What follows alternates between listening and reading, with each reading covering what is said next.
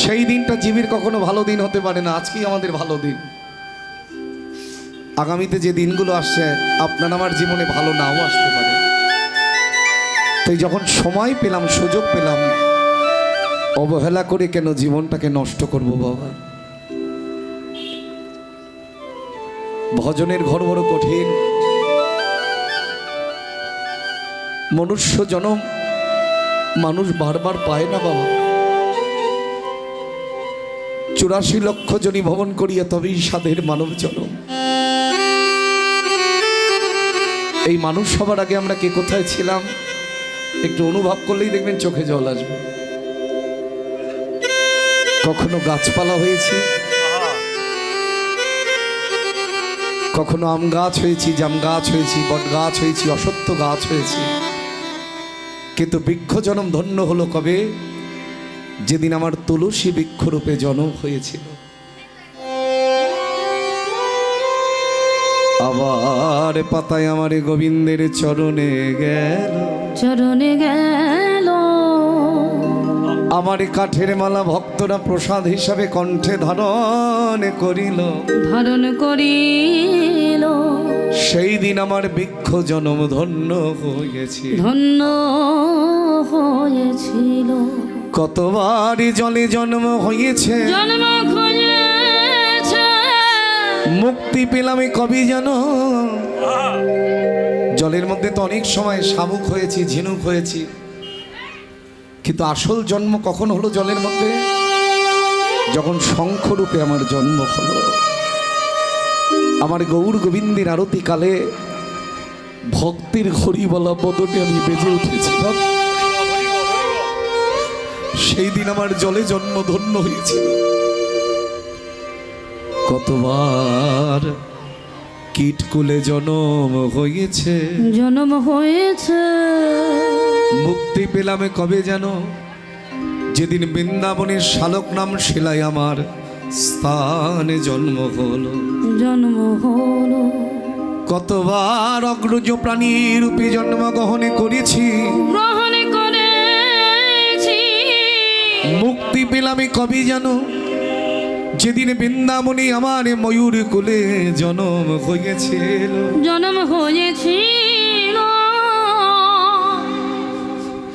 আমার পাখায় আমার গোবিন্দের চূড়ায় গেল, আমার পাখা দিয়ে আমার গোবিন্দকে বাতাস করা হলো। মানুষ সবার আগে কি কোথায় ছিলাম সেটাই বলছি আর কি। কতবার পশুকুলে জন্ম হয়েছে, কতবার বাঘ হয়েছি, সিংহ হয়েছি, হাতি হয়েছি, ঘোড়া হয়েছি। আবার কখনো কখনো সুকৃতির বলে মাঝে মাঝে বৈষ্ণবের দ্বারের কুকুরও হয়েছে। বৈষ্ণবের দাঁড়িতে যদি হইতাম কুকুর, প্রসাদ দিয়া তোরাই তো বৈষ্ণব ঠাকুর। কিন্তু এই পশু জনম ধন্য হলো কবে? যেদিন বৃন্দাবনের ধেনুকুলে অর্থাৎ গাভীকুলে আমার জন্ম হয়েছিল। আমার দুগ্ধ আমার গোবিন্দের সেবায় লাগলো, আমার দুগ্ধ ভক্তরা প্রসাদ হিসাবে গ্রহণ করল। সেই দিন আমার পশু জনম ধন্য হয়েছিল। এই গেল 80 লক্ষ বার, তারপরে 4 লক্ষ বার মানব জনম। কতবার বোবা হয়েছি। হে গৌর হরি, সবাই তোমায় ডাকতে পারলো, আমার ভাগ্য বড় মন্দ, আমি কথা বলতে পারি না। এগুলো হচ্ছে অনুরাগ। রাগে মানুষ দূর হয়ে যায় আর অনুরাগী কাছে আসে। ঠিক তদ্রূপ অনুরাগ যদি কারো হৃদয়ে থাকে, সেই প্রেমের অনুরাগের মালা যদি কেউ গৌর গোবিন্দের কণ্ঠে পরাতে পারে, তার ত্রিতাপ জ্বালা দূর হয়ে যায় বাবা। কতবার অন্ধ হয়েছি, সবাই তোমায় দেখতে পেলেও আমার মতো অধম তোমার বদনখানা দেখতে পাইনি। কতবার কালা হয়েছে, কালা হয়েছে। সবাই তোমার নাম শুনতে পেল, আমি শুনতে পাই না। শুনতে পাই না। এই গেল 4 লক্ষ জনম। 80 আর 4 84। এই 84 লক্ষ জনই ভ্রমণ করবার পরই আহা এই সোনার বাংলায় আমার জন্ম হলো।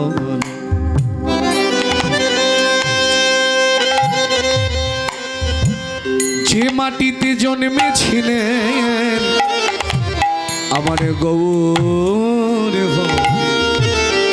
এই সোনার বাংলা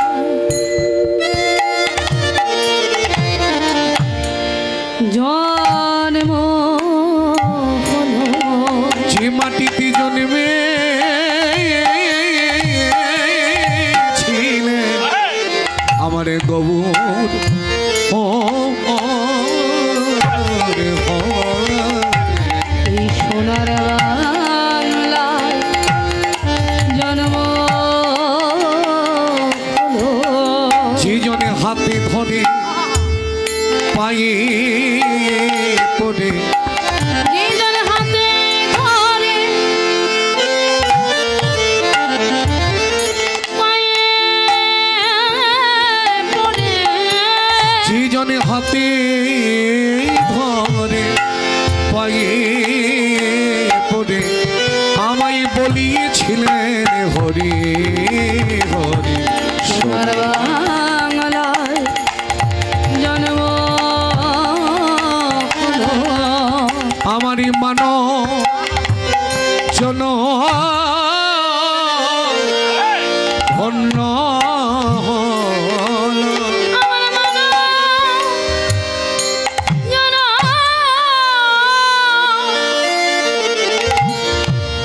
ধন্য হলো। আমি গৌরী বলে কাদার কাদার অধিকার পেলাম। আমার মানব যেন ধন্য হলো। আমি গৌরী বলে কাদার গৌরী বলে কাদার কাদার অধিকার পেলাম। আমারই মানবী জন ধন্য হলো। আমি গৌরী বলে কাদার অধিকারী পেলাম। আমার মানবী জন ধন্য হলো। আমি গৌরী বলে কাদার অধিকারী পেলাম। আমারই মানবী জন ধন্য হলো। আমি গৌরী বলে কাদার অধিকারী পেলাম। আমারই মানবী জন ধন্য হলো। আমি গৌরী বলে কাদার অধিকারী পেলাম। আমারই মানবী জন ধন্য হলো। আমি গৌরী বলে কাদার অধিকারী পেলাম। অলি মানবী জন ধন্য হলো। আমি গৌরী বলে কাদার অধিকারী পেলাম। মানবী জন ধন্য হলো। গৌরী বলে কাদার অধিকার পেলাম। আমার মানব জন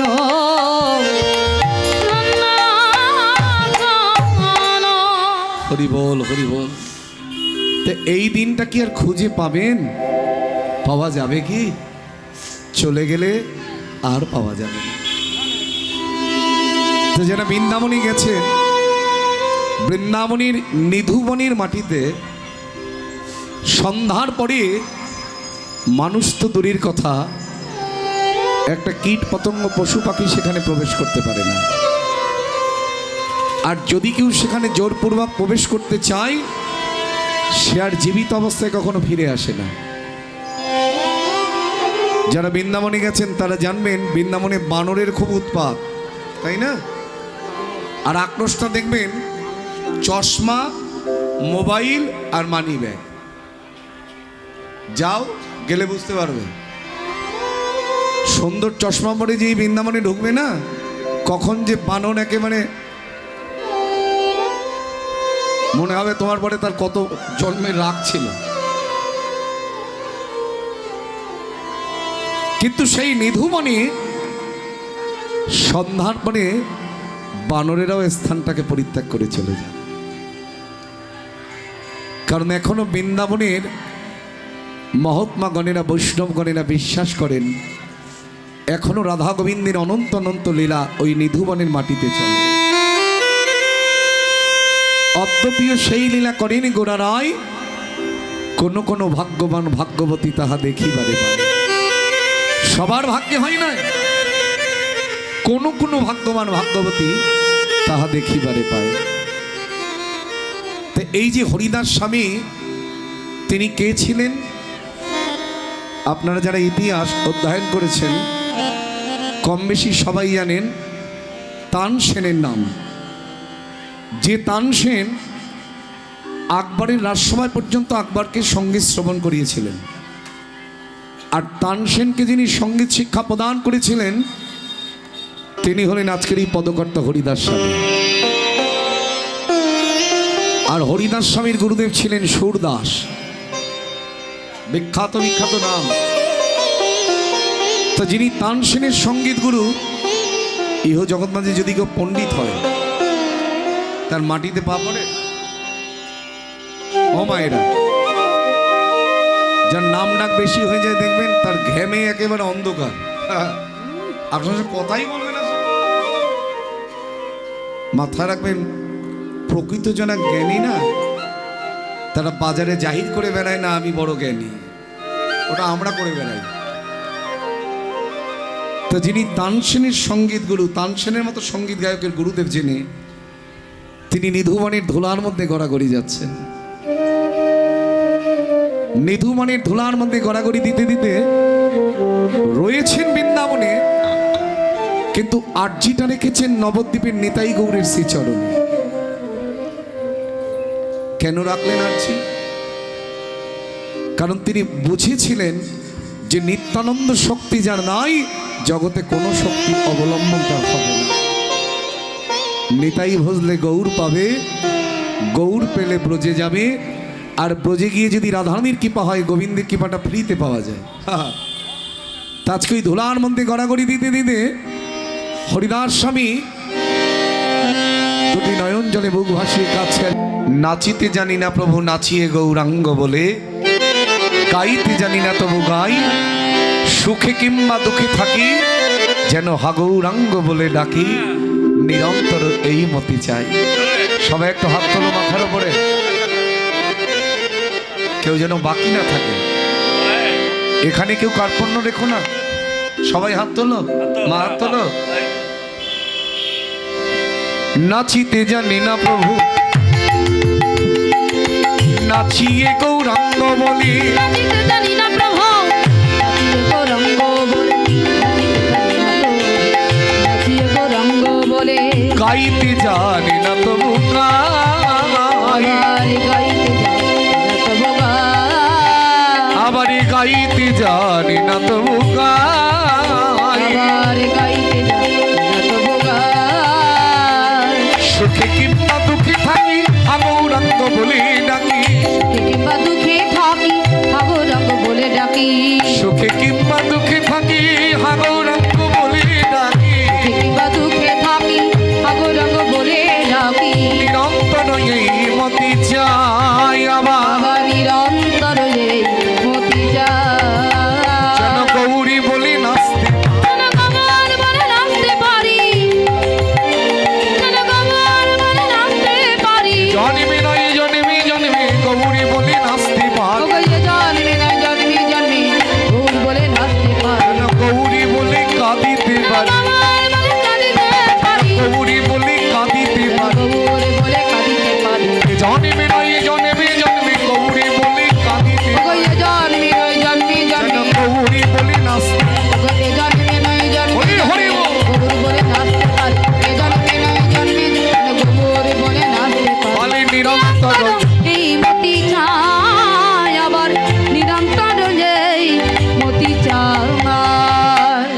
বৈষ্ণবের শেষ গ্রস নহে যেনই অবিশ্বাস দন্তে তিন কঘেন হরি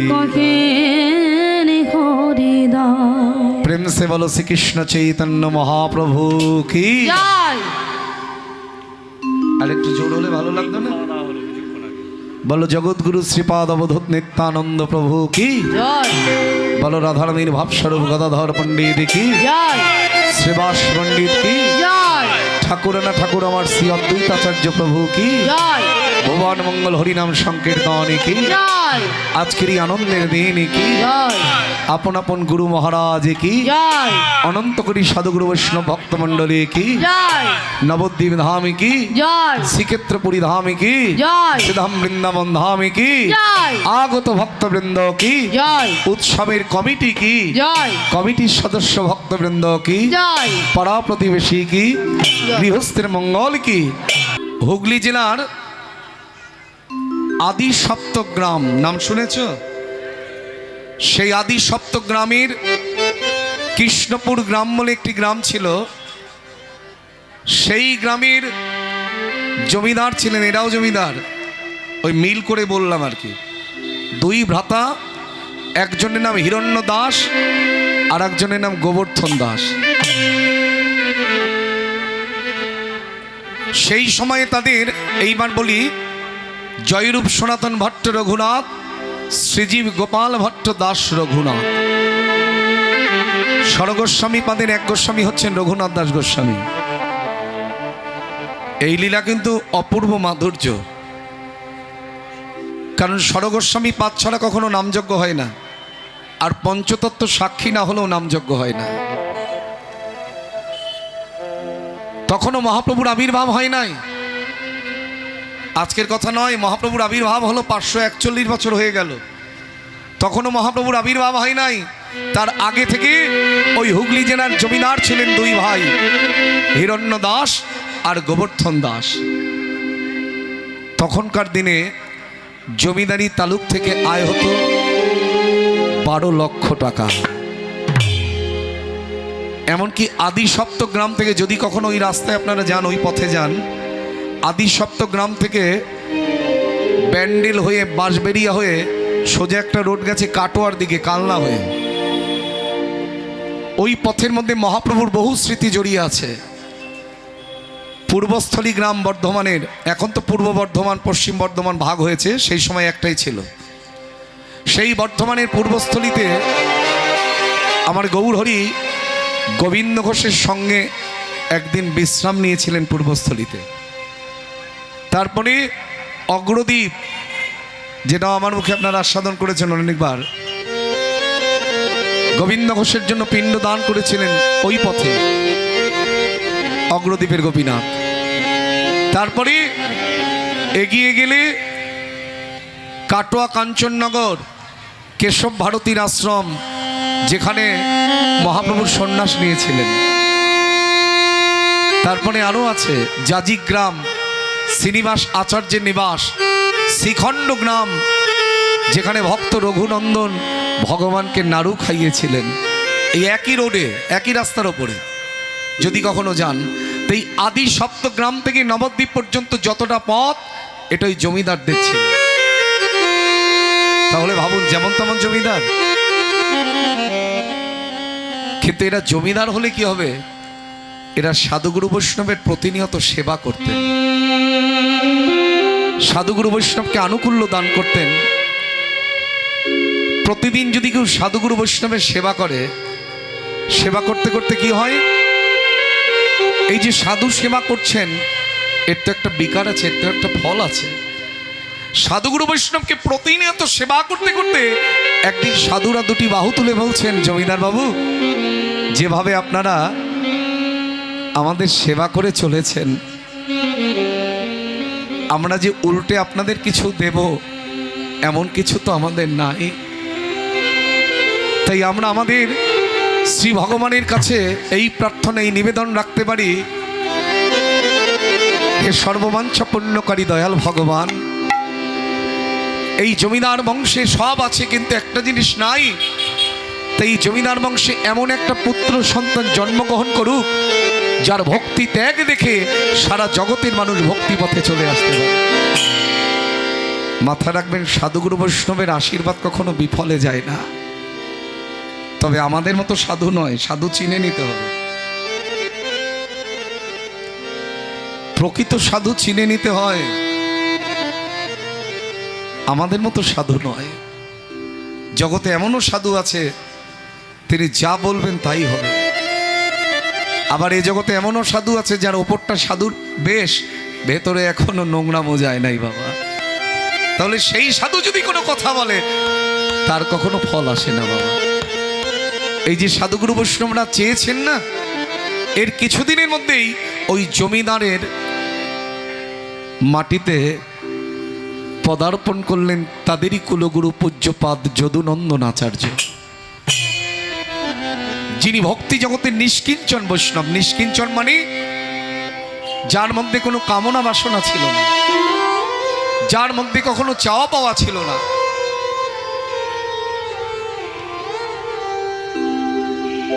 তো সেই নিষ্কিঞ্চন বৈষ্ণব তিনি শান্তিপুরনাথ সীতানাথ অদ্বৈত আচার্যের কাছ থেকে শিষ্যত্ব লাভ করেছিলেন। গুরুদেব যখন জমিদার ভবনে এলেন, আমরা গুরুদেব বাড়িতে এলে কি করি? দীক্ষা কে কে নিয়েছেন? হাত তুলুন তো দেখি।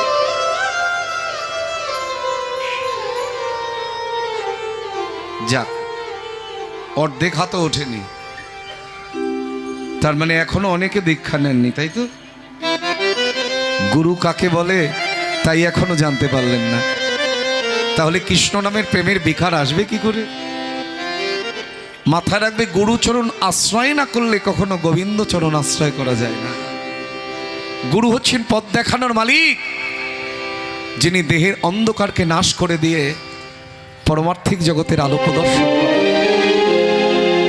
তাই গুরুদেব যখন জমিদার ভবনে এলেন, জমিদাররা গুরুদেবের চরণ দুটো জড়িয়ে ধরে কাঁদছেন। গুরুদেব, কত জনমের সুফল যে আপনি আমাদের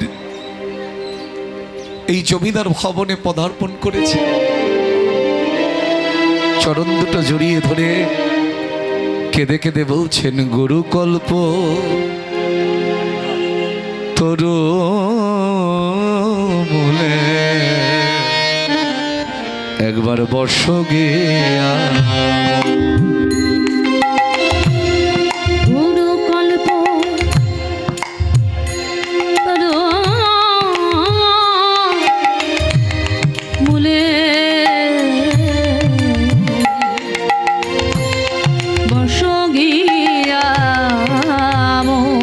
কল্পতরু মূলে একবার বর্ষ গিয়া। গুরু কল্প তরু মূলে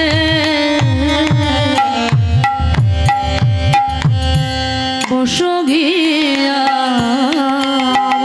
হৃদি শীতল হবে প্রাণী জোড়াবে, হৃদি শীতল হবে প্রাণী জোড়াবে।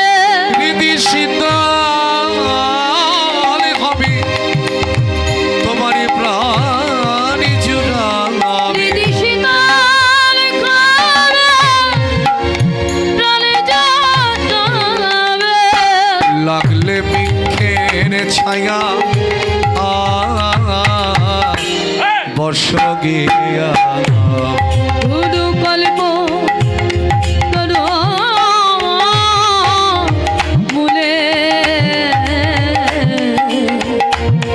বর্ষ গিয়া। গুরুদেবের চরণের নিচে কি আছে? সেই বৃক্ষে ডালে ডালে কত নামামৃত সুফল ফলে। সেই বৃক্ষে ডালে ডালে কত নামামৃত সুফল ফল। সেই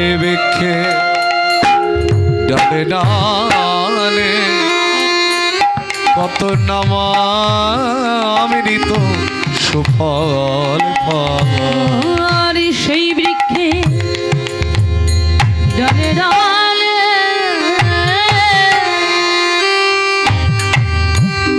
কত নামামৃত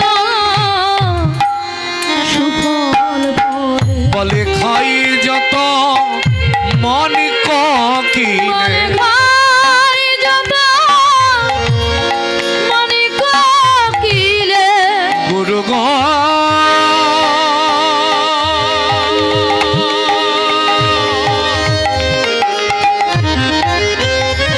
দয়ালি গুরু আমার গুরু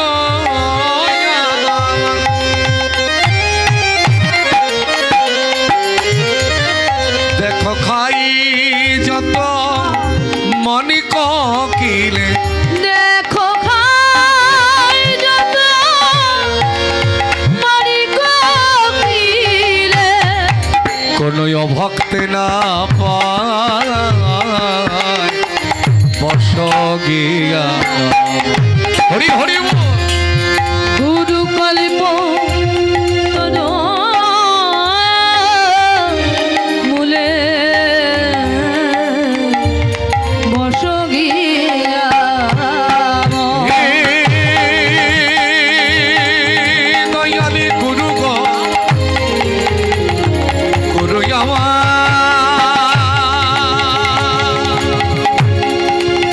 হে দয়ালি গুরু আমার হে দয়ালি গুরু আমার গুরু আমার গুরু আমার বর্ষগে আমার বর্ষগে আমার বস গিয়া এই হিরণ্য গোবর্ধন এরা ছিল কায়স্থ মজুমদার পদবী। এরা কিন্তু বৈষ্ণব জগতে শুদ্ধ ভক্ত ছিল, কিন্তু একটা কথা আছে দেখবেন, শুদ্ধ ভক্ত নহি সে যে বৈষ্ণবেরও প্রায়। তার মানে বৈষ্ণবেরও প্রায় মানে আচরণটা বৈষ্ণবের মতোই। এই জগৎ মাঝে আমরা অনেকেই হয়তো বৈষ্ণব হতে পারি নাই, আমরা ভক্ত হতে পারি নাই। মাথায় রাখবে, ভগবান হওয়া সহজ, ভক্ত বৈষ্ণব হওয়া কঠিন। ভক্ত মুখে বললেই ভক্ত হওয়া যায় না। এই জগৎ মাঝে আমরা অনেকেই হয়তো ভক্ত বৈষ্ণব হতে পারি নাই, কিন্তু যারা প্রকৃত বৈষ্ণব হয়েছে, আপনি যদি সেই বৈষ্ণবের প্রতিনিয়ত সেবা করতে পারেন, আপনি যদি তাকে আনুকূল্য দান করতে পারেন, বৈষ্ণব ভক্তের হাতে আনুকূল্য দিলে কি করবে? আমাদের মতন টাকা নিয়ে হাট বাজারে গিয়ে নিজের খাবার তৈরি করবার জন্য নিয়ে আসবে না জিনিস। প্রকৃত ভক্ত বৈষ্ণবকে যদি আপনি আনুকূল্য দান করেন, সে কি করবে? সেই আনুকূল্য দিয়ে ভগবানের সেবার দ্রব্য কিনে এনে সেটা দিয়ে রসাই করে ভগবানের ভোগ লাগিয়ে, এই যে মা বসে আছে জিজ্ঞাসা করো, নিত্য প্রসাদ বুঝি, আমরা দেখলেই বুঝি যে এক গ্লাস জল পেতে গেলেও আমার গৌর গোবিন্দকে না দিয়ে কখনো পায় না। তা তাকে যদি তুমি আনুকূল্য দান করো, তুমি হয়তো সরাসরি ভগবানকে দিলে না, কিন্তু তার হাত ধরে তো ভায়া হয়ে দিলে, তাতেও ভগবান অলক্ষ্যে থেকে কৃপা করে তোমাকে ভক্তি জগতে টেনে নিয়ে আসবেন। আর গোবর্ধন পত্নী বড় ভক্তিমতী নারী, যিনি গুরু সেবার সবকিছুর আয়োজন নিজের হাতে করেছেন। মাথায় রাখবে মা, আনন্দের দিন খুব তাড়াতাড়ি চলে যায়, কিন্তু দুঃখের নিশি কখনো পোহায় না। এই যে এখানে হরিকথা হচ্ছে, আপনারা 1 বছর অপেক্ষা করে বসে থাকেন আবার কবে এই দিনটা আসবে, তাই না? আবার যখন আজকের এই কীর্তনটা হয়ে যাবে, কালকে থেকে এই জায়গাটায় এখানকার যারা কর্মকর্তা বা প্রতিবেশী, তারা যখন এখান থেকে হেঁটে যাবে, দেখবে হৃদয়টা ভেঙে যাবে। আহা, আনন্দের হাতটা ভেঙে গেল। আবার 1 বছরের অপেক্ষা। হরিনামকে এমন এমন ব্যক্তি আছে এতটাই ভালোবাসেন যে নিজের আপনজন চলে গেলেও অতটা কষ্ট হয় না, হরিনাম বন্ধ হয়ে যাওয়ার পরে যে কষ্টটা হয়। কারণ হরিকে যে ভালোবাসে সে তো হরির প্রেমেই মজেছে গো। তো গুরুদেব যখন জমিদার ভবনে ছিলেন, কয়েকদিন যাবৎ কৃষ্ণ কথা রসে আনন্দে ঢেউ বয়ে গেল জমিদার ভবনে। কিন্তু গুরুদেব যেদিন চলে যাবেন, হিরণ্য গোবর্ধন গুরুদেবের চরণ দুটো জড়িয়ে ধরেছেন। গুরুদেব, আপনি যদি চলে যান তাহলে এই হরি কথার আনন্দ যে শেষ হয়ে যাবে। হিরণ্য গোবর্ধন, আমি কি চিরকাল তোমাদের কাছে থাকতে পারবো গো? কারণ তোমাদের মতো জগতে আমার অনেক শিষ্য আছে, থাকতে পারবো? সবার কাছেই তো আমাকে যেতে হবে। এমন সময় গোবর্ধনের স্ত্রী গুরুদেবকে বলছেন, দয়াল গুরুদেব, আপনাকে এই সংসার মাঝে বেঁধে রাখবার মতো শক্তি বা ক্ষমতা আমাদের কারোর নাই। কিন্তু শুনেছি গুরুদেবের যদি অপার করুণা হয়, নাকি কোনো বাসনাই অপূর্ণ থাকে না। কথাগুলো একবার নিয়ে যাও, এই কথাগুলো হৃদয় মাঝে রেখো। সদ্গুরুদেব তার যদি কৃপা হয়, করুণা হয়, কোনো বাসনা নাকি অপূর্ণ থাকে না।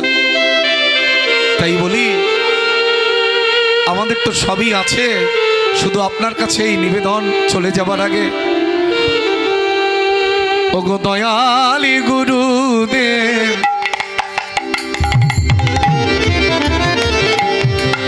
একবারে কৃপা করো মোদের, তব কাছে ভিক্ষা চাই, ভিক্ষা চাই। ওগো দয়াল গুরুদেব,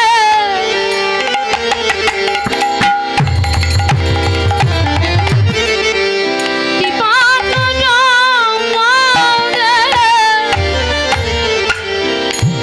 তব কাছে ভিক্ষা চাই। আবার এই ধন জনমদের কোনো অভাবী না, আবার ধন জনমদে কোনো অভাবী না, ওই ধন জনমদের কোনো অভাবী নাই। আবার ধন জনমদে কোনো অভাবী না। একটি কৃষ্ণ ভক্ত সন্তান চাই, কৃষ্ণ ভক্ত সন্তান চাই। আবার ধন জনমদে কোনো অভাব নাই, কৃষ্ণ ভক্ত সন্তান চাই, কৃষ্ণ ভক্ত সন্তান চাই।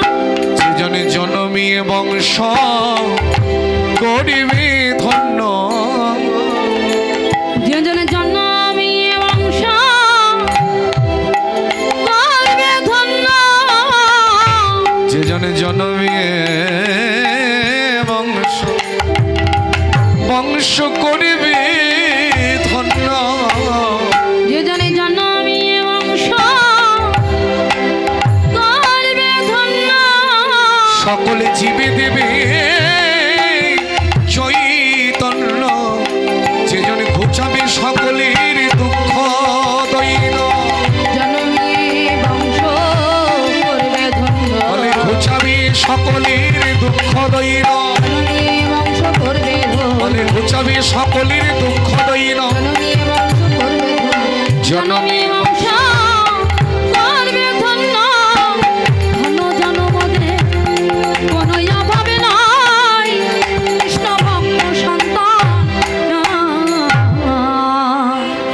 গুরুদেব বলছেন, মাগো এ তো অপূর্ব চাওয়া, কিন্তু তোমার এই চাওয়া আমি কেমন করে পূরণ করব বলো তো?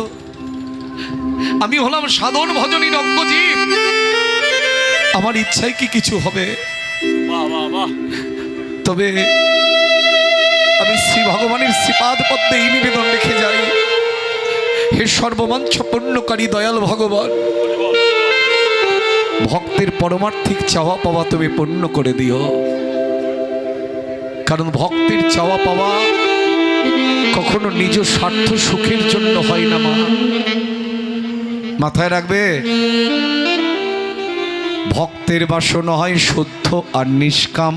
শুদ্ধ আর নিষ্কাম, তাই বাঞ্ছাকারী ভগবান পুরায় মানসকাম। পুরাই মানুষ কাম। অভক্তের বাসনা সদা স্বার্থময়, সদা স্বার্থময়। লোভ আর লালসাতে জগৎ রসাতলে যায়। রসাতলে যায়। কি কথার মানে? ভক্তির বাসনা হয় শুদ্ধ আর নিষ্কাম, তাই বাঞ্ছাকারী ভগবান পুরায় মনস্কাম। মাথায় রাখবে, কোনো গৃহে যদি একটা কৃষ্ণ ভক্তের জন্ম হয়, শুধু বাড়িটা উদ্ধার হয় না, যে গ্রামে তার জন্ম হলো গ্রামটা উদ্ধার হয়ে গেল। বিস্তারটা আরও বাড়তে থাকে, একটা গ্রাম থেকে আর একটা গ্রাম, আর একটা গ্রাম থেকে আর একটা গ্রাম, আস্তে আস্তে সমগ্র বাংলার মাটি, ভারতবর্ষের মাটি পর্যন্ত ধন্য হয়ে গেল। একজন মুনি ঋষির জন্ম হয়ে গেল। এলো সেই শুভ দিন, 1416 শকাব্দ, বাংলা 901 বঙ্গাব্দ, ইংরাজি 1495 খ্রিস্টাব্দ। মনে থাকবে? বলে এত সহজের মনে থাকে? 1416 শকাব্দ, বাংলা 901 বঙ্গাব্দ, ইংরাজি 1495 খ্রিস্টাব্দ। এদিকে চারিদিকে মাস্টাররা দাঁড়িয়ে আছে, কীর্তন শুনছে। হরিবল হরিবল। তা নিশ্চয়ই মাস্টারমশাইরা মনে রাখতে পারবে।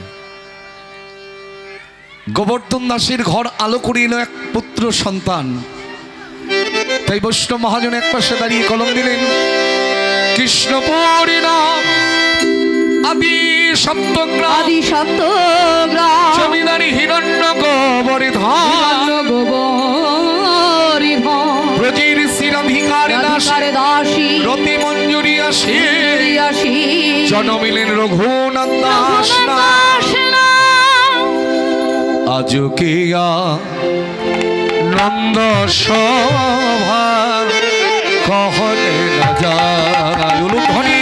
যুকিয়া নন্দ সভা কখনে না যায়। যুকিয়া নন্দ সভা কখনে না যায়।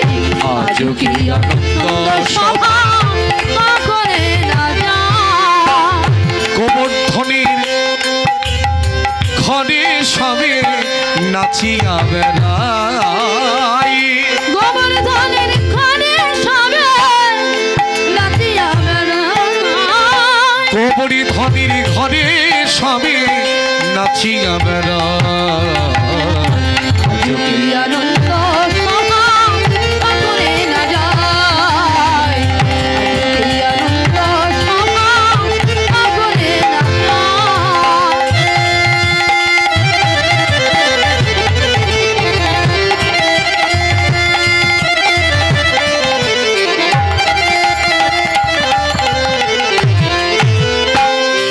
ঢাকে বাজি ঢোলকে বাজি আর বাজি কারা, ঢাকি বাজে ঢোলকে বাজে আর বাজে কারা। ঢাকে বাজি ঢোলকে বাজি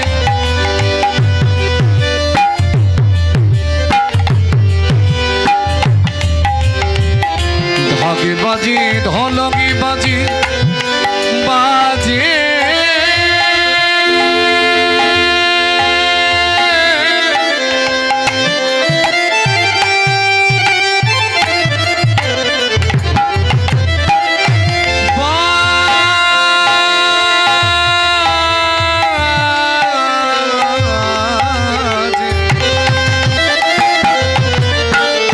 ঢাকি বাজে ঢোলকে বাজে আর বাজে কারা।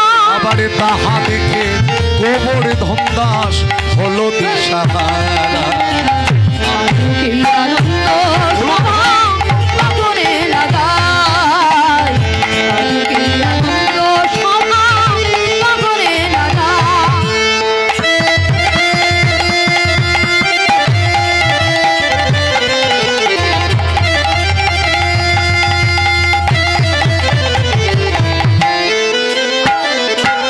প্রতিবেশ গণে উলুধ্বনি করে প্রতিবেশী রমণী গণে উলুধ্বনি করে। আবার প্রতিবেশী রমণী গণে উলুধ্বনি করে। আবার প্রতিবেশী রমণী গণে উলুধ্বনি করে। কৃষ্ণপুরবাসী যত নারীগণ জয়ধ্বনি করে। কি আনন্দ সভা হরি বল। গগনে না যায়। কি আনন্দ সভা গগনে না যায়। বলি আজু কি আনন্দ সভা, আজি কি আনন্দ শোভা, আজু কি আনন্দ সভা, আজি কি আনন্দ শোভা আজু কি আনন্দ সভা গগনে না যায়। আজি কি আনন্দ শোভা গগনে না যায়। জমিদার ভবনে পুত্র সন্তান কাছে পেয়ে সকলের আনন্দ আর ধরছে না। রঘুনাথের বয়স যখন 4 বছর, পাঠশালায় গিয়ে খাতা ভর্তি করে গৌর নাম লিখে বসে আছে। খুব অনুভব করতে হবে, বিষয়টা খুব ভালো। যেখানে একটা 4 বছরের ছেলে অ ক খ শিখতে পারে না, সেখানে তিনি খাতা ভর্তি করে গৌর নাম লিখে বসে আছেন। বলে হবে না, এই যে গুরু কৃপার ফসল, গুরুদেব করুণা করে দিয়েছেন, সে কখনো গৌর ভক্ত না হয়ে থাকতে পারে? সাধুগুরু বৈষ্ণবের সভায় গিয়ে নদিয়া বিহারী গৌর হরি অপরূপ রূপীর কথা, গুণের কথা শুনতে শুনতে ধীরে ধীরে হৃদয়টাই গৌর প্রেমময় হয়ে উঠেছে। এখন সন্তানের এহানো ভাবধারা দর্শন করে হিরণ্য গোবর্ধন চিন্তা করছেন, যে ছেলে গৌর বলে কাঁদিতে চায় তাকে তো কাঁদিতে দিতে হয়, তাহলে তাকে কার কাছে নিয়ে যেতে হবে? পরম দয়াল শ্রী গুরুদেবের কাছে। এখন গুরুদেবের কাছে নিয়ে এসে গুরুদেবকে বলছেন, গুরুদেব দেখুন না, রঘুনাথ এইটুকু বয়সেই গৌর বলে কাঁদতে শুরু করেছে। আর যে সঠিক গুরুদেব হয়, সে শিষ্যের বদনখানা দেখলেই বুঝতে পারে কোন শিষ্যের মধ্যে থেকে কি পাওয়া যেতে পারে। ক্লাসে যখন মাস্টার মশাইরা শিক্ষকতা করতে আসেন, ছাত্রছাত্রীর বডি ল্যাঙ্গুয়েজ দেখলেই বুঝতে পারবেন 5 দিন 7 দিন গেলে কোন ছাত্রছাত্রীর মধ্যে থেকে কি পাওয়া যেতে পারে। পচাটাও বুঝতে পারবেন, ভালোটাও বুঝতে পারবেন। তো সঠিক যদি গুরুদেব হয়, যিনি ভজনের ঊর্ধ্বে মার্গে বসে আছেন, তিনি শিষ্যের বদন দেখলেই বুঝতে পারেন কোন শিষ্যের মধ্যে থেকে কি পাওয়া যেতে পারে। রঘুনাথ দাস গোস্বামীকে যদুনন্দন আচার্য দেখা মাত্রই চমকে উঠেছে। গোবর্ধন, এ তো পরম রত্ন পেয়েছ গো। যেমন তার রূপ, তেমন তার কণ্ঠস্বর। গোবর্ধন, এই যে ভক্তি জগতের অমূল্য সম্পদ পেয়েছো তোমরা, ওকে দিয়েই তো এই জগৎ মাঝে আমি ত্যাগের কাহিনী প্রচার করব। রঘুনাথ, আমার কাছে এসো। গুরুদেব বুকের মধ্যে জড়িয়ে ধরেছে, আদর করে বলছে, রঘুনাথ তোমার দ্বারাই একদিন এই ভক্তি জগতে ত্যাগের কাহিনী প্রচার হবে। তোমার ত্যাগে, তোমার নিষ্ঠা ভক্তি জগতের স্বর্ণাক্ষরে লেখা থাকবে। তাই আজ আমি তোমায় সাদরে কৃষ্ণ মন্ত্রে দীক্ষা দেব। সাদরে কৃষ্ণ মন্ত্রে দীক্ষা দিলেন। এতদিন গৌর পাবার আকাঙ্ক্ষা যতটুকু ছিল, যখন গুরু বীজ অঙ্কুরিত হলো দেহের ভেতরে, গৌর পাবার অনুরাগ যেন আরো বেড়ে গেল। এইবার গুরুদেবের চরণ দুটো জড়িয়ে ধরে কেঁদে কেঁদে বলছে, গুরুদেব আপনি কি বলতে পারেন আমি কোথায় গেলে নদিয়া বিহারী গৌর হরির অপরূপ রূপের মাধুর্য আস্বাদন করতে পারবো?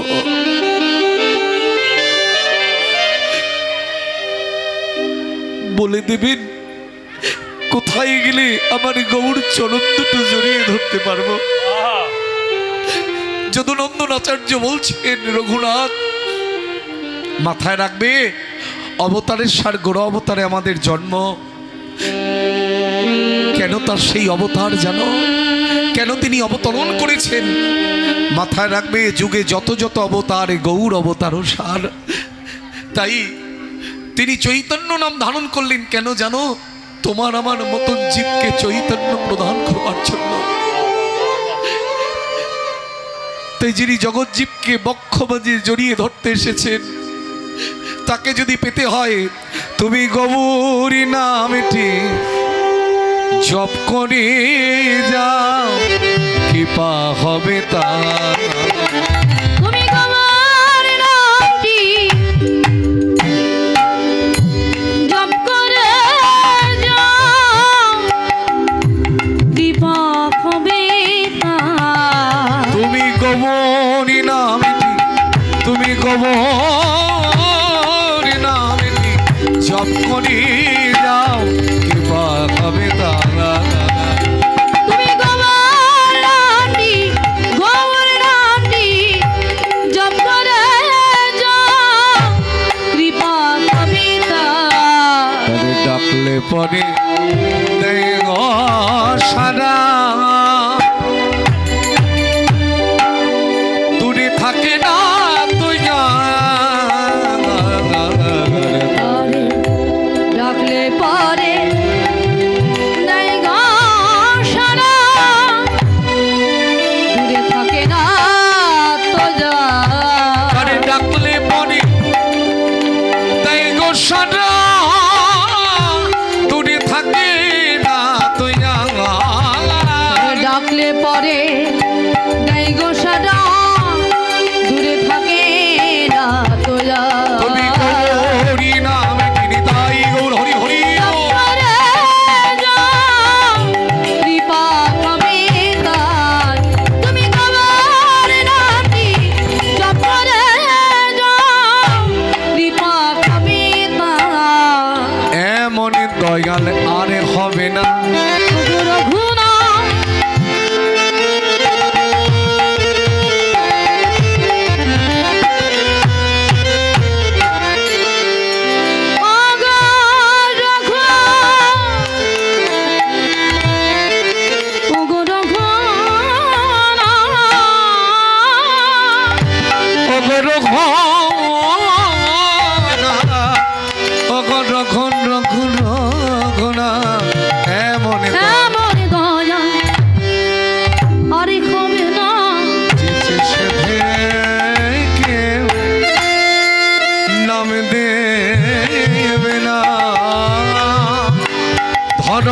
বলি প্রেম বিলাল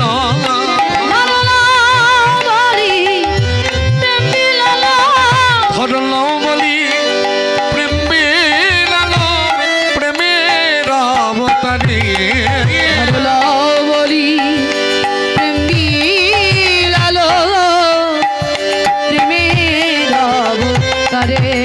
তুমি গৌরী নামটি জপ করি যাও কি হবে তার।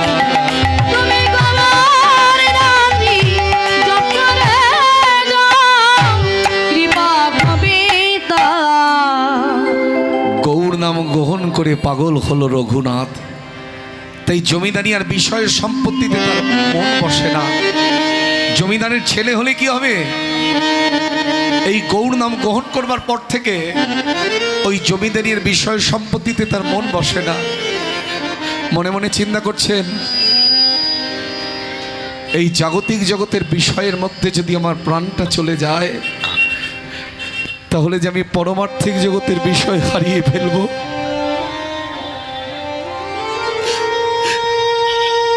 তাই আমি আর এই জমিদারিতে থাকবো না। চলে গেলেন অদূরে সরস্বতী নদীর তীরে। আদি সপ্তগ্রামের কাছাকাছি সরস্বতী নদী আছে।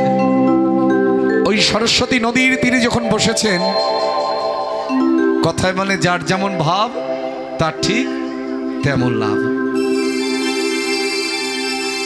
আপনার মন যে জিনিসটা চিন্তা করবে,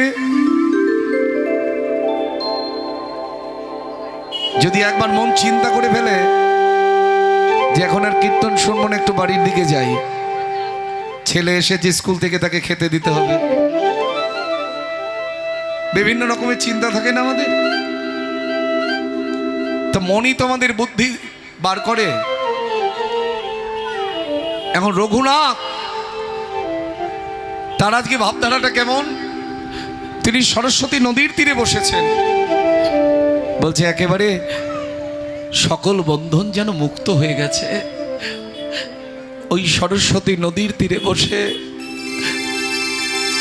মনে মনে চিন্তা করছেন আমি যেন বৃন্দাবনে বসে আছি, ভাবধারা। আর যখন চিন্তা করছেন আমি বৃন্দাবনে বসে আছি, ওই সরস্বতী নদীর জলটাকে তার মনে হচ্ছে যেন যমুনার জল। দেখো কি সুন্দর বিষয়, যেন যমুনায় তরঙ্গ উঠেছে, আর সেই ঢেউয়ের তরঙ্গের দোলে দোলে যেন মুরলীধর প্রাণেশ্বর শ্রীকৃষ্ণের বদনখানা ভাসছে। শুধু ভাসছে নয়, যেন জলের মধ্যে থেকে হাত ইশারা করে ডাকছে, রঘুনাথ একবার আমার কাছে আয়। পদকর্তা এক পাশে দাঁড়িয়ে বলছেন, ওগো নীলিবদন এক শিশু,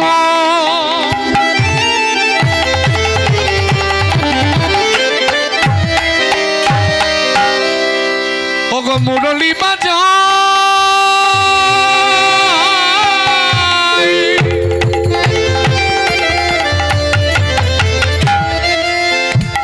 আবার মুরলী বাজায় শিশু ডাকে ইশারায়,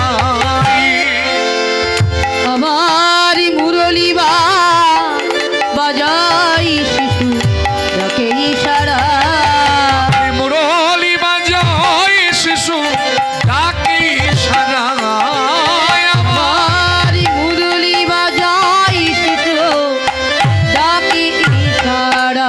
আই চলে আয় আমার, আই চলে আয় আমার কাছে, আই চলে আয় আমার কাছে, আই চলে আয় আমার কাছে, ভববন্ধ ছিন্ন করে আই চলে আয় আমার ও কাছে। তোর ভব বন্ধ ছিন্ন করে, বলে বিষয় বাসনা ত্যায্য করি, ভব বন্ধন ছিন্ন করে, বিষয় বাসনা নিতাই গৌর হরি হরি।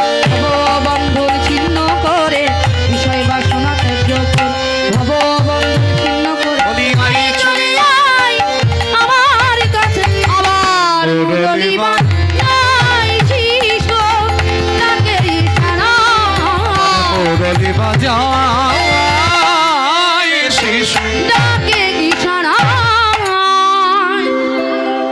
বিষয়টা একবার ভাবুন, সরস্বতী নদীর জলটাকে ভাবছেন যমুনার জল, কারণ তিনি ভাবছেন আমি বৃন্দাবনে বসে আছি, ভাবধারা কোথায়। আর ওই জলের উপরে আমার গোবিন্দের বদনখানা যেন ভাসছে, আবার তাকে ইশারা করে ডাকছে আমার কাছে আয়।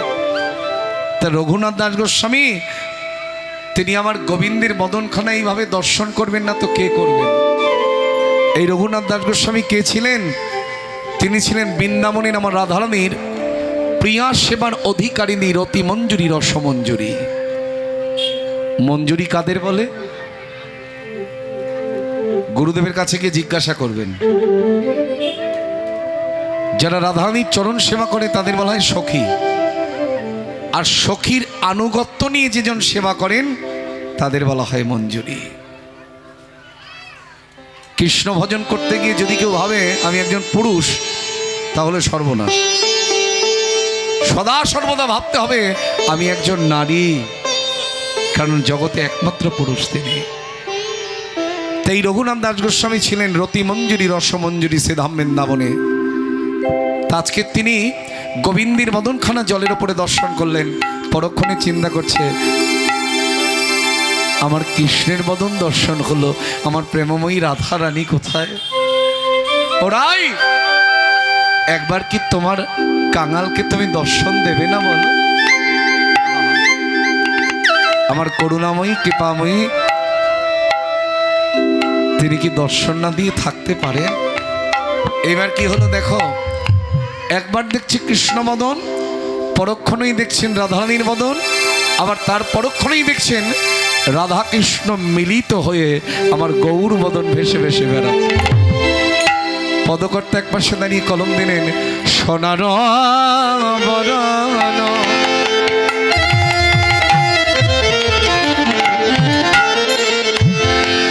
পুরুষ রতন হরি বলে নেচে যায় নেচে যায়। আজি সোনারা মনারা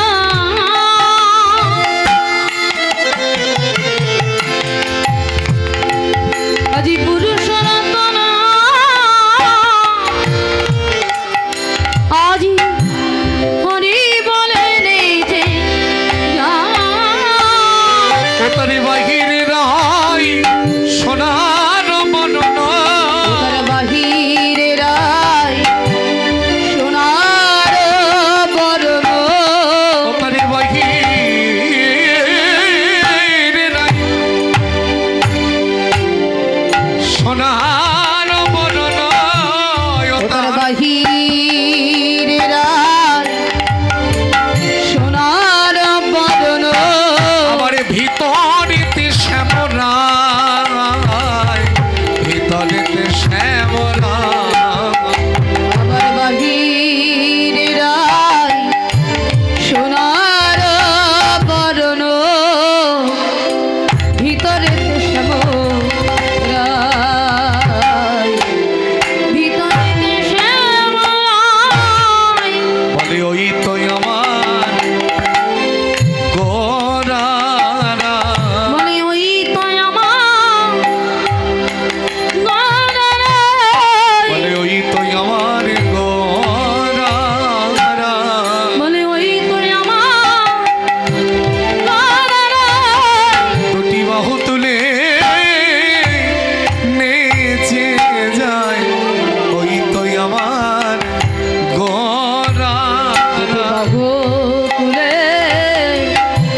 নেচে যায় বলে ওই তো আমার গোরারা বাহু তুলে নেচে যায় বলে ওই তো আমার নিতাই গৌর হরি হরি বাবু বাহু তুলে ওই তো বলে ওই তো আমার গলারাই বাহিরে রাই সোনার বরণ ভিতরেতে শ্যাম রাই। আচ্ছা, এটা দেখবার পরে জগতে কেউ ঠিক থাকতে পারবে মা? একবার দেখলো কৃষ্ণ বদন, পরক্ষণে দেখলো রাধারানীর বদন, তার পরক্ষণেই দেখলো দুই তনু মিলিত হয়ে গৌর বদন ভেসে ভেসে বেড়াচ্ছে। এটা দেখার পরে রঘুনাথ দাস গোস্বামী কি করলেন? তখন তার বয়স 10 বছর। এবারে গৌরী গৌরী গৌরী বলি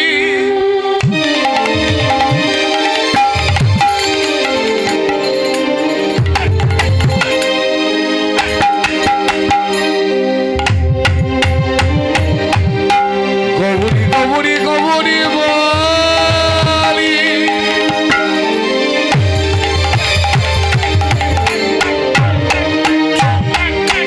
সরস্বতীর জলেতে ঝাঁপে দিল আবার গৌরী গৌরী গৌরী বলি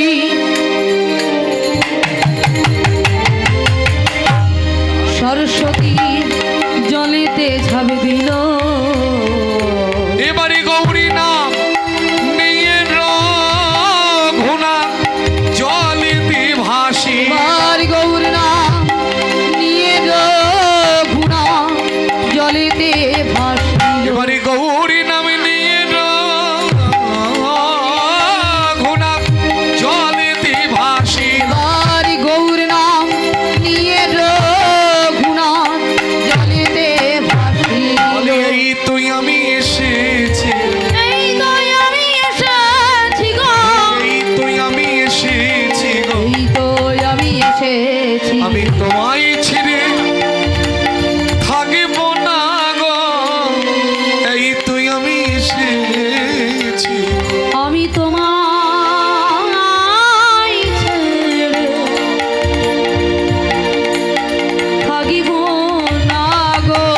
চরণে আমায় শ্রয় দাও গো।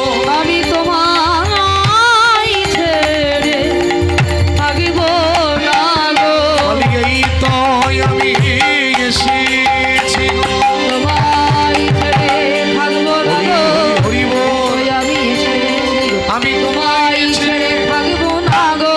এই তুই আমি বলি এই তুই আমি এসে আমার গৌর নামে নিয়ে রঘুনাম জলেতে ভাসিল গৌর নামে নিয়ে রঘুনাম। জলেতে ভাসিল রঘুনাথ, ও রঘুনাথ, কি হয়েছে তোমার? পিতার জ্যাঠামশাই বলছে, আচ্ছা রঘু, তুই তো এখন বড় হচ্ছিস, তুই কেন পাগলামি করছিস? তুই যে জমিদার বংশের একমাত্র প্রদীপ, তুই যদি এমন পাগল হোস, এই জমিদারির বিষয় সম্পত্তি রক্ষা করবে কে? রঘুনাথ বলছে, বাবা, এই জমিদারির বিষয় সম্পত্তি আমার ভালো লাগে না। তবে কি ভালো লাগে? আমার ভালো লাগে এই গৌরী নাম।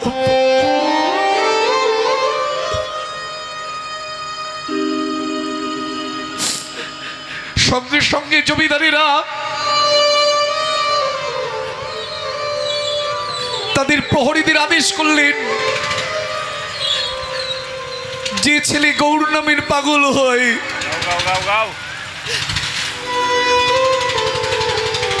তাকে জমিদারির বিষয় সম্পত্তির লোভ দেখিয়ে কখনো ঘরে ধরে রাখা যাবে না।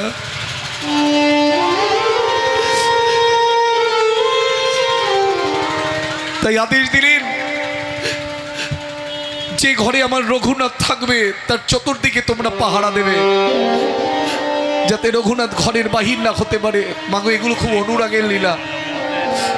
একমাত্র ভক্ত বৈষ্ণবীয় স্বভাব যাদের আছে তাদের হৃদয়কে খুব স্পর্শ করে। ওপর থেকে যেন দৈববাণী হতে লাগলো, মূর্খ হিরণ্য, মূর্খ গোবর্ধন, যা হৃদয়ে দুয়ার খুলে দিয়ে সাধনার ধন চিন্তামণি আমার গৌর হরি বিরাজমান।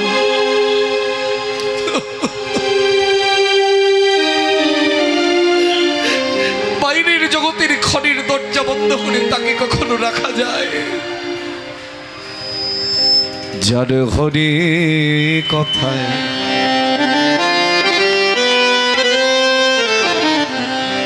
যা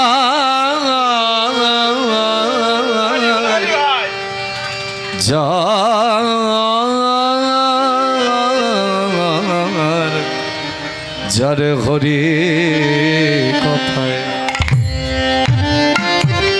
মন মজেছে, ও গো বিষয় কি তার ভালো লাগে? হরি হরি কথায় মন মজেছে, ও গো বিষয় পিতা ভালো লাগে। যার হরি কথায় হরি কথায় মন মজেছে।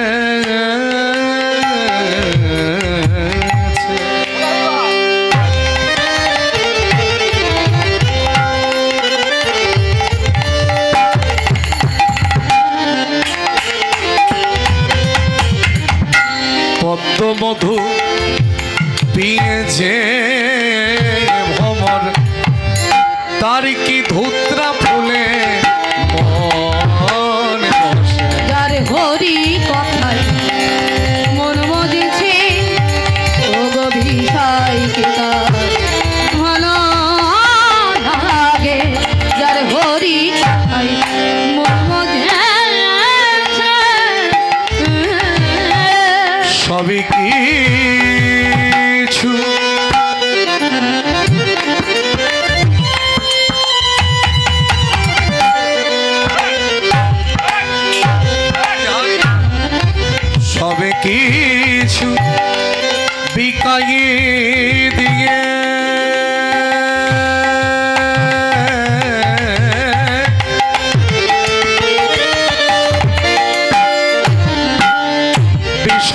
সোনা ত্যায্য করে হা গৌরী তোমার ভোলাম বলে হা আগমারি তোমার গৌরী তোমার গোলামি বলে গৌরী চরণীর মধু পানি করেছে যার হরি কথাই বুঝেছে ও গো বিষয় কিনা ভালো লাগে যার হরি কথাই মন বুঝেছে যা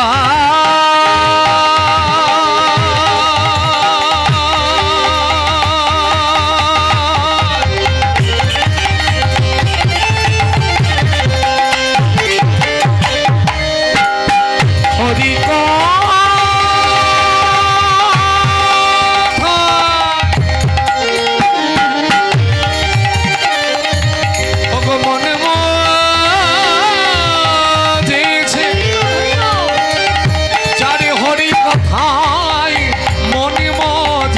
হরি কথায় মন মজেছে যার হরি কথাই মন বুঝেছে ও গো বিষয় কিনা ভালো লাগে হরি কথাই মন বুঝেছে হরি কথা মধুর কৃষ্ণ কথা একবার যাকে গ্রাস করতে পেরেছে বাইরের জগতের বিষয় সম্পত্তি দিয়ে তাকে কখনো রক্ষা করা যায়? এই হিরণ্য গোবর্ধনের কুলপুরোহিত ছিলেন বলরাম আচার্য। আর বলরাম আচার্যের বাড়িতে নামাচার্য ছিল ঠাকুর হরিদাস প্রায় প্রায় আসতেন। দেখো লিঙ্কটা কোথা থেকে তৈরি হয়। গুরুদেবের নাম কি বলেছিলাম মনে আছে? কারোর মনে আছে? গুরুদেবের নাম ছিল যদুনন্দন আচার্য, আর এই কুলপুরোহিতের নাম হচ্ছে বলরাম আচার্য। বলরাম আচার্যের বাড়িতে নামাচার্য ছিল ঠাকুর হরিদাস প্রায় প্রায় আসতেন। আর যেখানে নামাচার্য ছিল ঠাকুর হরিদাস পদার্পণ করবেন, চরণ দুখানি রাখবেন, সেখান থেকেই তো গৌর প্রেমের অনুরাগের জন্ম হবে, তাই না বাবা? বেশ বেশ। রঘুনাথ দাস গোস্বামী হরিদাস ঠাকুরকে দর্শন করে, আহা, যে হরিদাস ঠাকুর যাকে 22 বাজারে বেত্রাঘাত করার পরও যার বদন থেকে কৃষ্ণ নাম বন্ধ করা যায়নি, অথচ তিনি মুসলমানের ছেলে। আমার মহাপ্রভুর সংসারে জাতির কোনো বিচার ছিল না, কিবা চণ্ডাল, কিবা ক্ষত্রিয়, কিবা শূদ্র, কিবা বৈশ্য, কিবা মুচি, কিবা মেথর, কিবা ডোম। এমনকি মুসলমানের ছেলে হরিদাস ঠাকুর পর্যন্ত তার বক্ষ বাঁচে। এখনো সাক্ষী সেই লীলা। যদি আপনারা নীলাচলে যান, পুরীধামে যান, গিয়ে দেখবেন হরিদাস ঠাকুরের সমাধি স্থলটা এখনো নীলাচলেই আছে। গৌরহরি নিজের মুখে বলেছিলেন, আজ হইতে এই সমুদ্র মহাতীর্থ হইলা, যে সমুদ্রের জলে হরিদাসকে আমার গৌরহরি স্নান করাইলা। এই জন্য পুরীর সমুদ্রের এত মাধুর্য। সেই হরিদাস ঠাকুর যাকে দেখবার পর থেকে রঘুনাথ দাস গোস্বামী আর থাকতে পারলেন না। বৈষ্ণব বলতে পারো আমি কোথায় গেলে একবারে পাবো দেখা দয়া,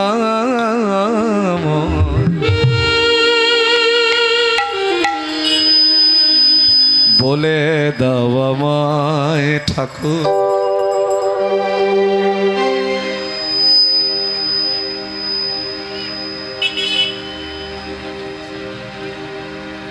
ওহে কৃপাম আমি কোথায় গেলে পাবো দেখা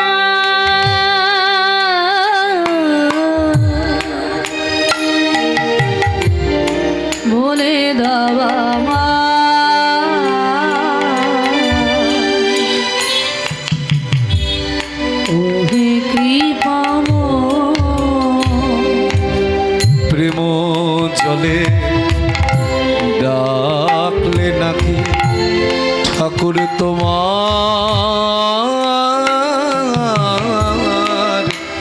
কৃপা হয় প্রেম জলে ডাকলে নাকি তোমার কৃপা আমি কোথায় গেলে পাবো দেখা দয়াময় বলে দাওয়াময় ঠাকুর কৃপময় আমি কোথায় গেলে পাবো দেখা বলে দাও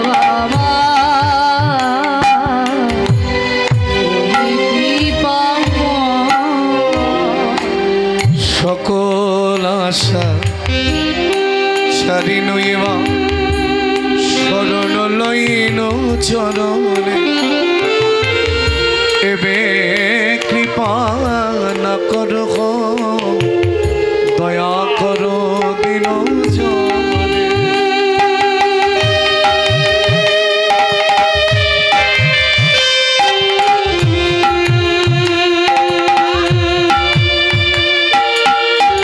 তাই গৌর হরি বল হরি বল হরি বল সকল আশা ছাড়ি নইবা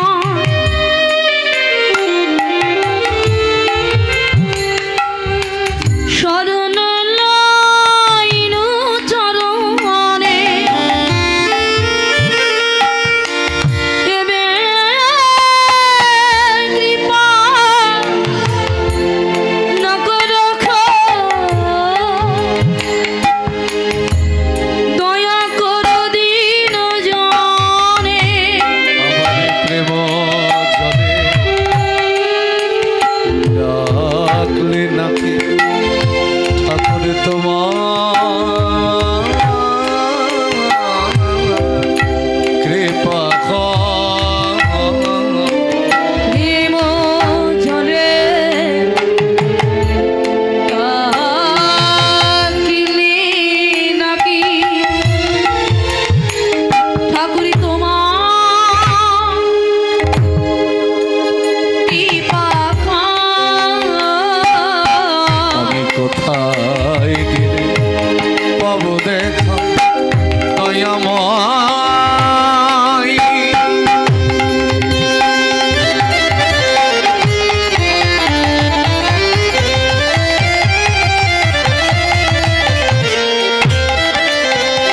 দেখা দাও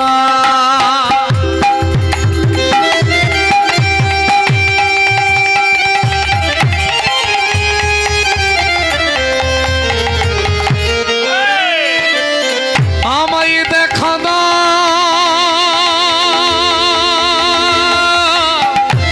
দেখা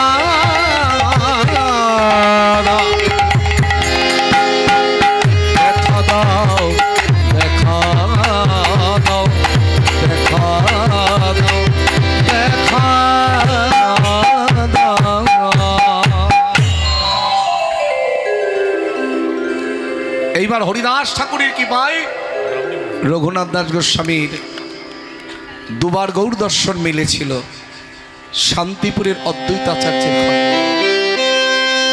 প্রথমবার দর্শন করবার পরে আমার গৌর হরি তাকে ফিরিয়ে দিয়েছিলেন, কারণ তখনও রঘুনাথ দাস গোস্বামীর নিতাই চাঁদের কৃপা হয় না।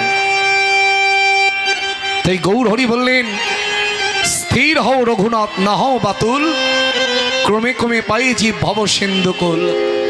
মর করে বৈরাগ্য না করো কবু লোক দেখাইয়া, যথাযোগ্য বিষয়ে ভঞ্জ অনাসক্ত হয়। এরই মধ্যে শুনতে পেলে আপনারা পানিহাটির নাম শুনেছেন? পানিহাটি কোথায়? সোদপুরে। সোদপুর খড়দাহের পানিহাটি। সেই পানিহাটিতে নিতাই চাঁদ এসেছিলেন সপরিবারে।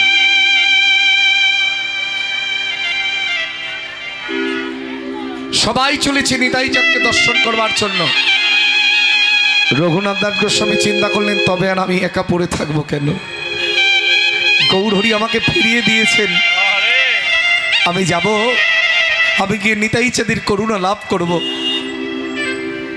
যেমনি মাত্র রঘুনাথ দাস গোস্বামী পানিহাটিতে এসে নিতাই চাঁদের চরণের উপরে আছাড় খেয়ে পড়েছে, নিতাই চাঁদ বলছে, ওরে চোরা, এই চোর। ঠাকুর, তুমি আমাকে চোর বললে? চোর নয়, তুই আমার প্রাণের গৌরধন চুরি করবি, অথচ আমার অনুমতি না নিয়ে? তুই কি জানিস না, আমি যাকে অনুমতি দেই না সে কখনো আমার ভাইয়ের কৃপা লাভ করতে পারে না। তাই আমি তোকে দণ্ড দিলাম, যে উৎসবের নাম আজ দণ্ড মহোৎসব। একটা সময় মহাপ্রভুর, আমি মন্দিরে যখন প্রণাম করতে গেলাম দেখলাম সব মালসাভোগ সাজানো রয়েছে। এই মালসাভোগ যে দিয়েছেন, মালসাভোগের সৃষ্টি কোথা থেকে?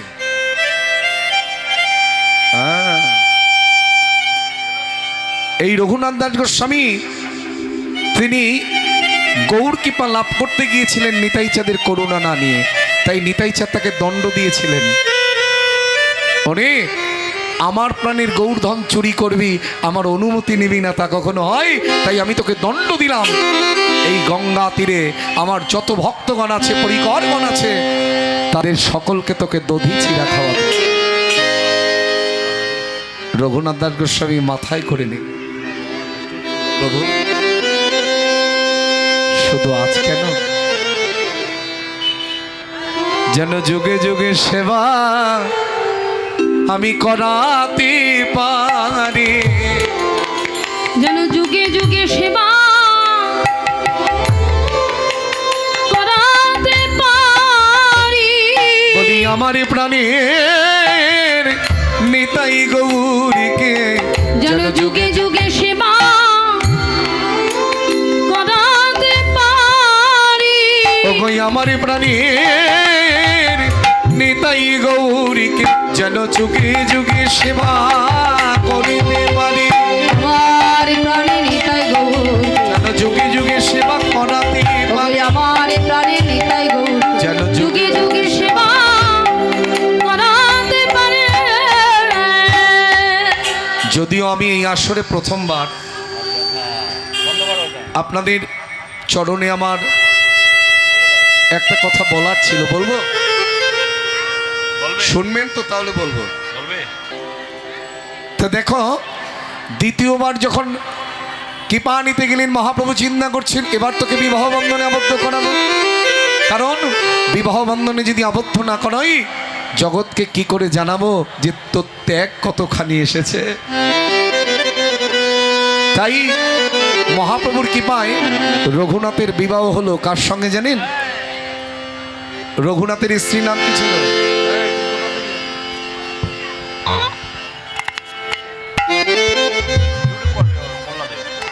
কোথা থেকে এলি তুই? জয়নীতে। তুই তো আমার নাম করালো।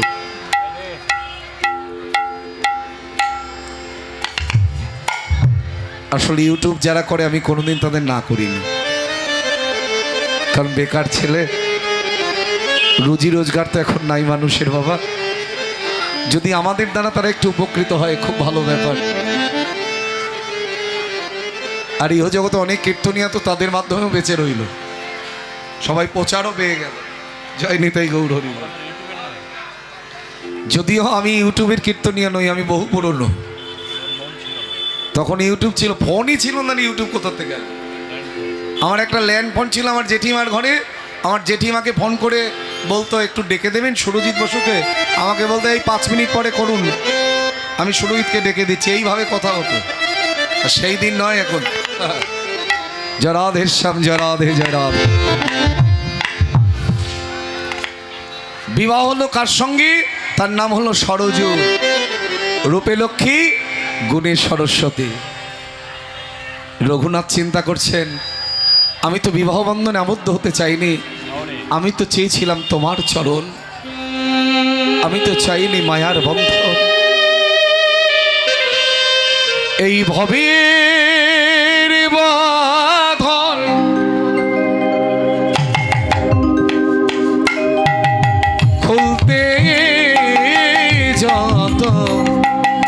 জড়িয়ে পড়ি তত দয়াল জড়িয়ে পড়ি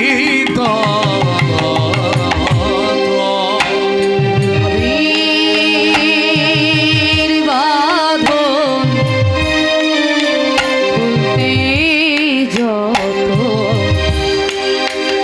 আমি জড়িয়ে পড়ি তত দয়া। আমি জড়িয়ে পড়ি তত। যতই মায়ার বাঁধন তুমি ছাড়তে চাও না কেন, একবার যদি জড়িয়ে পড়ো আর সেই বাঁধন খুলে বাইরে আসা অনেক কষ্টকর ব্যাপার। তোমার সঙ্গ লাভের দিনে এলো না প্রভু, তোমার সঙ্গ লাভে দিন এলো না। কতদিন হলো মোর কত জড়িয়ে পড়ি কত দয়া, জড়িয়ে পড়ি তত। ভবের বাঁধন খুলতে যত, জড়িয়ে পড়ি তত দয়া, জড়িয়ে পড়ি তত। দাও বলে দাও জগতি স্বামী, বল মুক্তি কবে পাবো আমি। দাও বলে দাও জগৎ স্বামী, বলো মুক্তি কবে পাবো আমি। কবে উঠবে পেতে জীবন আমার, আর উঠবে মেতে জীবন আমার। গৌরে নামে হব রত। আমি জড়িয়ে পড়ি তত। হবে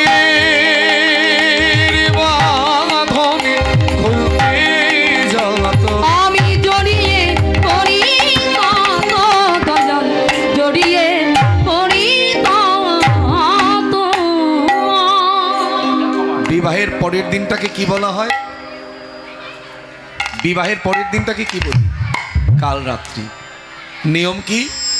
স্বামী স্ত্রী আলাদা আলাদা থাকবার নিয়ম। রঘুনাথের ঘরে আর সরজুর ঘরে।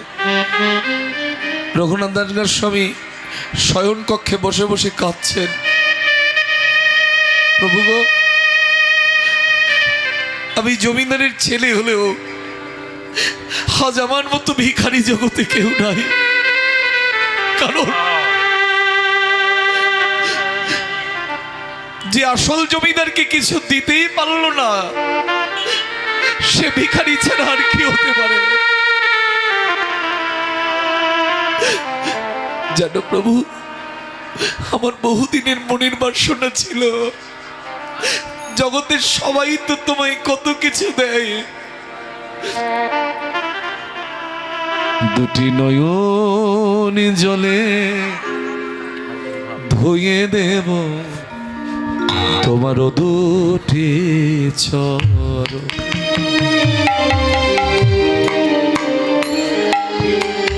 দুটি নয়ন জলে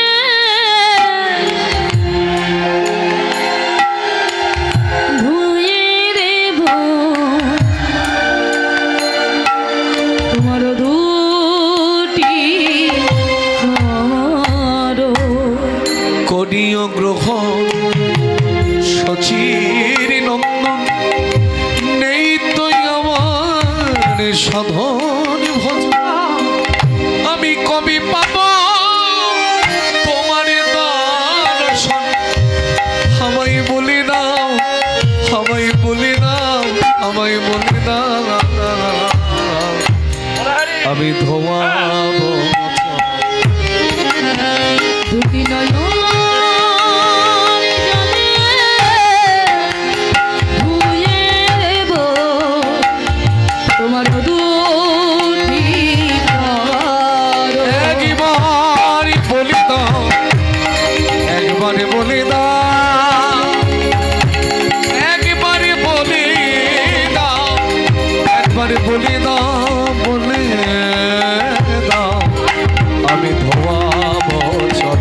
নিতাই গৌর হরি হরি। নয়ন জলে ধুয়ে দেব তোমার দুটি চরণ, দুটি চরণ। তোমার দুটি চরণ। কাল রাতের পরের দিন ফুলশয্যা। আপনাদের আসরটা খুব ভালো, এই আসরটাকে রক্ষা করবেন। শ্রোতাদের মুখ দেখলেই আমরা বুঝতে পারি হরিবাসর কেমন হবে। আপনার যে ধীর স্থিরভাবে কীর্তনটাকে আস্বাদন করলেন, এটাও আমার অনেক বড় পাওয়া। ফুলশয্যার দিন এক বুক আশা নিয়ে স্বামীর ঘরে যাবেন বলে সরজু সাজছেন। আস্তে আস্তে আস্তে। এমন সময় শ্বশুর গোবর্ধন দাস সরজুর ঘরের কাছে এসে বলছে, বৌমা বৌমা কি হয়েছে বাবা, আপনি অমন করে কাঁদছেন কেন? আগেকার দিনের বৌমা তো তারা ভাবতেন বিবাহের পরে জন্মদাতা পিতার শ্বশুর মশাইয়ের মধ্যে কোনো তফাৎ নাই, কারণ এই তো আমি বাবাকে ছেড়ে এসে আর এক বাবার কাছে এসেছি। এখন তো এগুলো উঠে গেছে, তাই বসনে অঞ্চল গলায় দিয়ে প্রণাম করছেন শ্বশুর মশাইয়ের চরণ দুটো জড়িয়ে ধরে। বাবা আপনার চোখে জল। মাগো আমি তোর কাছে এসেছি একটা ভিক্ষা চাইতে। রঘুনাথ আমার একমাত্র অবলম্বন। ছোটবেলা থেকেই ও গৌর হরির জন্য পাগল হয়ে পথে পথে ঘুরে ঘুরে বেড়ায়, তাই তোর মতন অমন পরমা সুন্দরী কন্যার সঙ্গে ওকে বিবাহ দিয়েছি, যাতে তুই তো সব ভালোবাসা দিয়ে আমার পথের পাগল ছেলেটাকে এই সংসার মাঝে আবদ্ধ করে রাখতে পারিস। পারবি তো মা? আমি এই ভিক্ষা চাইছি।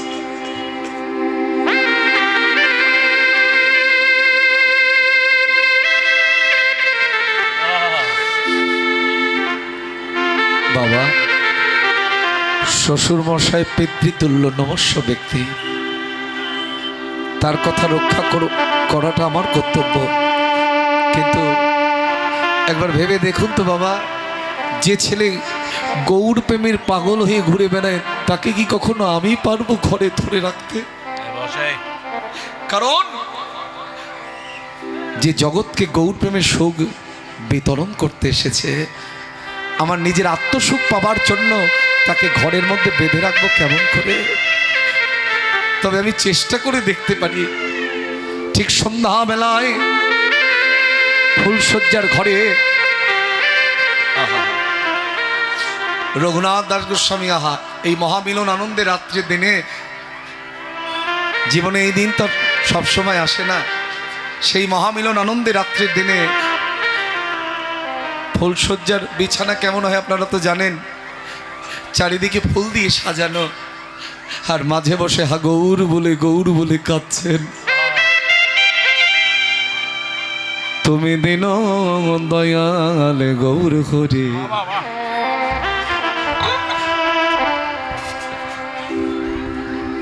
কৃপা করো নদিয়া বিহার।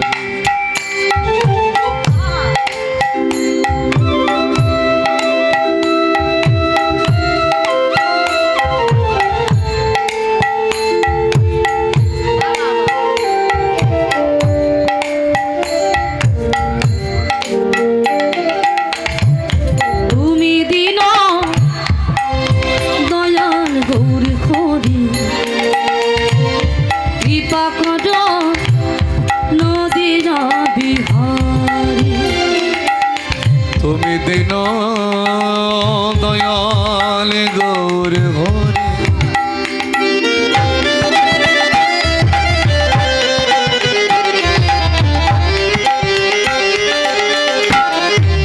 আমায় বারি করে দাও,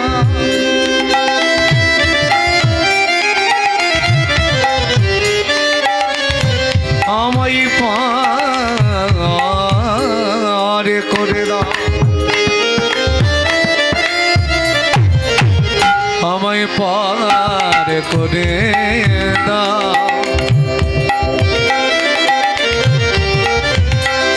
রেখেছ মোরে ঘর আধারে, ওরে মরি আমি অন্ধ করতে পরে।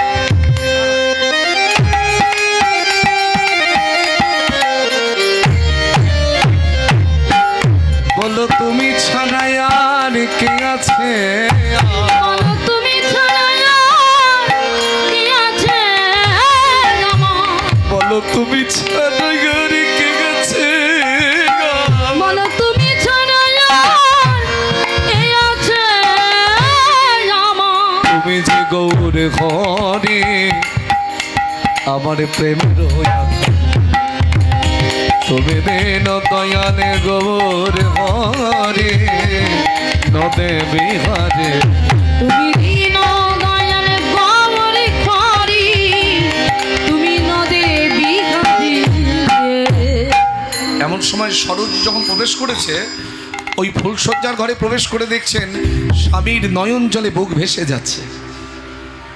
শুধু বুক মুখ নয়, বিছানা ভেজিয়ে ফেলেছেন। স্বামী, তোমার কি আমাকে পছন্দ হয়নি? বলে অমন কথা বলো না, তুমি যে রূপে লক্ষ্মী গুণে সরস্বতী, তাহলে তুমি কাঁদছো কেন? বলে ছেলেবেলা থেকেই আমি গৌর প্রেমের পাগল, তাই আমাকে ঘরের মধ্যে বন্দি করে রাখবার জন্য তোমার মতন কন্যার সঙ্গে আমার বাবার জ্যাঠা আমাকে বিবাহ দিয়েছে। তুমি কি পারো না আজকের এই ফুলসজ্জা রাত্রিতে আমার হাতটা ধরে ঘরের বাহির করে দিয়ে চিরদিনের জন্য গৌর চরণ পাওয়ার জন্য? মাথায় রাখবে, সরজুর মতো সহধর্মিণী না থাকলে রঘুনাথের জীবনে বৈরাগ্য হতো না। সহধর্মিণী কাকে বলে? যেই স্ত্রী স্বামীকে ধর্মের পথে সহায় করে, সেই হয় স্বামীর সহধর্মিণী। জানো স্বামী, তুমি তো গৌর প্রেমে জগৎকে সুখ দিতে এসেছো।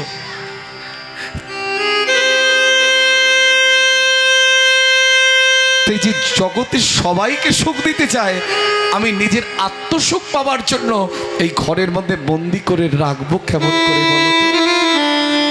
যাও স্বামী, করো তুমি গৌর দর্শন, তব তব স্মৃতি লইয়ে আমি কাটাবো সারাটি জীবন। সারাটি জীবন। ইন্দ্র সম ঐশ্বর্য যার, অপ্সরার মতো সুন্দরী রমণী যার, সব কিছু ছেড়ে পরিত্যাগ করে কেউ যদি পথের পাগল না হয়, গৌর কখনো কৃপা করে? নেড়া মাথা ছেঁড়া কাঁথা ছিন্ন বহির্বাস, সবে জিজ্ঞাসিলে বলে আমি সে চৈতন্য। এক এক তরুর তলে এক এক রাত্রি মা, কভু মাধু করি বিয়ে কভু। কত পথ চলতে চলতে রঘুনাথ দাস গোস্বামী নীলাচলে এসে মহাপ্রভুর চরণে পড়েছে। আমি এসেছি হে প্রভু তোমারি চরণে, শরণ লইব বলে দয়া।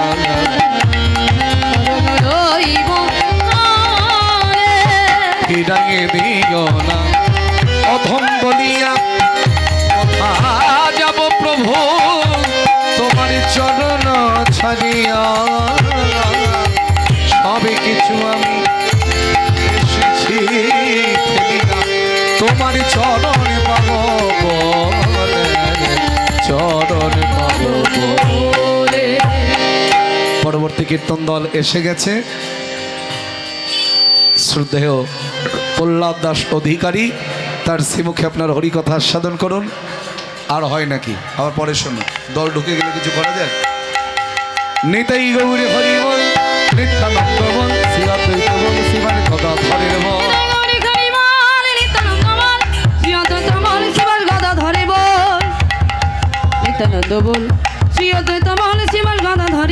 জয় রাধে রাধে গোবিন্দ বল, জয় রাধে রাধে গোবিন্দ বল, জয় বল দেব, জয় বল দেব, বলদেব জয় জয় বল বলদেব জয় রাধেশ্যাম জয় জয় শ্রী গুরু নিতাই গৌর সীতানা গোবিন্দ জয় প্রেমানন্দে হরি হরি বল বঞ্ছা কল্পতরুহর্ষ কৃপা সিন্ধু ভাইবচ পতিতানাং পাবনেভ্যো বৈষ্ণবেভ্যো নমো নমো জয় নিতাই জয় গুরু জয় রাধেশ্যাম জয় বলদেব চন্দ্র কি জয়